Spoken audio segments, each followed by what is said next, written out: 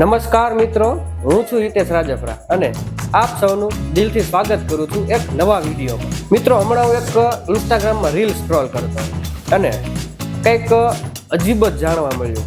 ચાલો મારી સાથે હું તમને કંઈક થોડી ઘણી માહિતી આપું.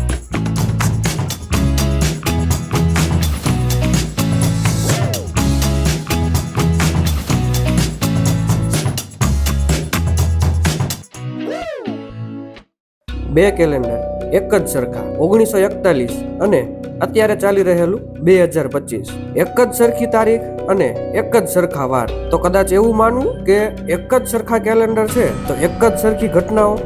આ છે 1941 નું કેલેન્ડર અને આ છે 2025 નું કેલેન્ડર. તારીખ 1 જાન્યુઆરી 1941 અને વાર બુધવાર. તો એવી જ રીતે 2025માં તારીખ 1 જાન્યુઆરી અને વાર બુધવાર. તો આપણને પણ એક સવાલ થાય કે 1941 અને 2025 જે દુર્ઘટનાઓ થઈ રહી છે તે એક જ સરખી છે. 2019માં કોરોનાએ આખા વિશ્વને હચમચાવી નાખ્યું હતું.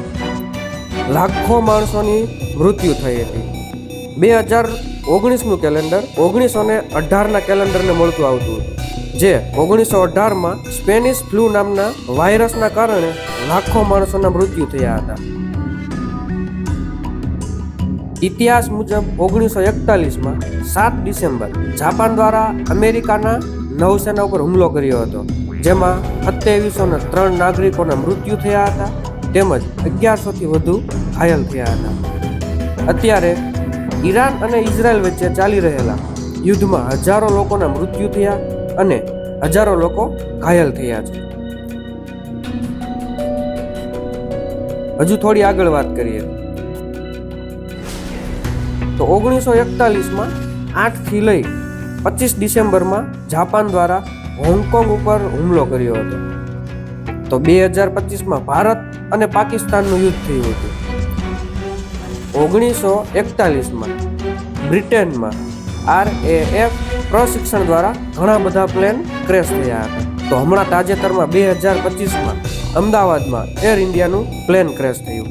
જૂન 2041માં ચીનના યુનાનમાં ખૂબ જ તબાહી મચાવી દીધી હતી. તો એવી જ રીતે મે 2025માં મોકામાં આવેલા વાઢમાં 200 લોકોનું મૃત્યુ થયું. 1941માં અમેરિકામાં ટ્રેન ડીલરના ઘણી બધી ઘટનાઓ થઈ હતી. એવી જ રીતે 2025માં મુંબઈ અને જલગાંવ સુધીની અનેક ટ્રેનની દુર્ઘટનાઓ સામે આવેલી છે. 1941માં વિશ્વયુદ્ધ થયું હતું. એવી જ રીતે 2025માં વિશ્વયુદ્ધથી કંઈ ઓછું નથી. 2025માં પ્રયાગરાજના મેળામાં ભીડના કારણે ભાગદોડ મચી હતી, જેમાં અનેક લોકોના મૃત્યુ થયા હતા. તો આજ 2025માં પહેલગાંવમાં ધર્મ પૂછીને આતંકવાદીઓએ પ્રવાસીઓને ગોળીઓ દ્વારા મોતને ઘાટ ઉતારી દીધા. મહારાષ્ટ્રના પુણેમાં પુલ તૂટવાથી ઘણા લોકોના મૃત્યુ થયા છે. 2025માં કેદારનાથમાં અનેક હેલિકોપ્ટર ક્રેશ થયાના સમાચાર સામે આવી રહ્યા છે.